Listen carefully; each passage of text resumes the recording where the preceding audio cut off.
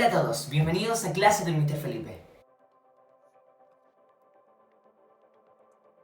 En esta segunda parte de nuestros artículos, quiero enfocarme en nuestro famoso artículo indefinido a-an y sus aspectos generales. Primero que todo, este artículo a-an al español se va a traducir como un o una. Y el primer uso es para los sustantivos contables. Los sustantivos contables son cada uno de los sustantivos que, valga la redundancia, podemos contar. Por ejemplo, objetos, personas, ideas, animales, etc. A cat, 3 cats, a plan, 2 plants. Sin embargo, los incontables, para que lo tengan clarito, son cosas que, valga la redundancia, no podemos contar. Esto equivale a materiales, a líquidos o a otras sustancias o cosas que no podemos ver cada uno de sus componentes por separado. Por ejemplo, water, agua.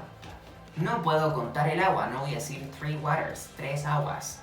Claro, en el español, en el chileno, se va a entender. ¿Por qué se va a entender? Porque si yo digo, me da 2 aguas, la persona que me está vendiendo, por ejemplo, puede entenderlo como 2 botellas de agua. Pero ¿qué es lo que estoy contando en ese caso? Estoy contando las botellas de agua. Entonces, volviendo a nuestros sustantivos contables, vamos a utilizar a-an con nuestros singulares. Recuerden eso, singulares. Por ejemplo, an office, a teacher. No diremos an offices or a teachers.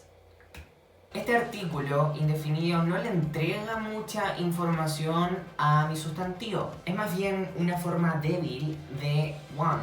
One car, one cat, one tree.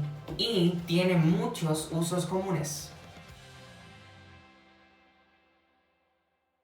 Cuando tenemos una persona o una cosa, cuando lo mencionamos por primera vez, vamos a utilizar este artículo. There is a police car outside. Hay un auto de policías afuera. Policías.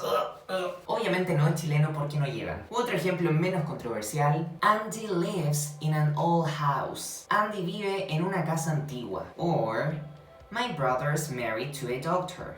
Mi hermano está casado con un médico o una médica. Podemos utilizar a-an cuando hablamos de cualquier miembro de cierta clase. Por ejemplo, a doctor must help people. Un médico debe ayudar a las personas. ¿Qué médico? Cualquiera. I would like to live in an old house. Me gustaría vivir en una casa antigua. Which house? Any old house. Vamos a utilizar a-an para clasificar o definir personas o cosas. Cuando decimos lo que es su profesión o lo que solían hacer. Por ejemplo, I'm a translator. Soy traductor. Or, I'm looking forward to being a grandfather of my cats. Otro uso es para describir. Este artículo es bastante común y se utiliza antes de los sustantivos para poder describir. She's a nice person. Ella es una persona agradable. That was a lovely evening. Fue una noche encantadora. Oh, today it's an extremely hot day. Hoy es un día extremadamente caluroso. ¿Cuándo no lo puedo dejar afuera? Después de ciertas expresiones negativas, preposiciones o incluso fracciones. Veamos ejemplos. Lend me your pen. I haven't got a pen. No diré I haven't got pen. Or, you shouldn't go out without a coat. No diré, you shouldn't go out without coat. No se utilizar cuando tengamos un adjetivo solito, sin un sustantivo. Comparemos. It's a good car. Es un buen auto. No es lo mismo que decir it's good. Ahí, it's good está solito, no tiene ningún sustantivo al lado, por lo tanto no diré it's a good. Es un buen qué. Me pide en ese caso que tenga un sustantivo al lado. No se puede utilizar con posesivos, pero a cambio podemos utilizar la estructura a, bla bla bla, of, mine, yours, etc.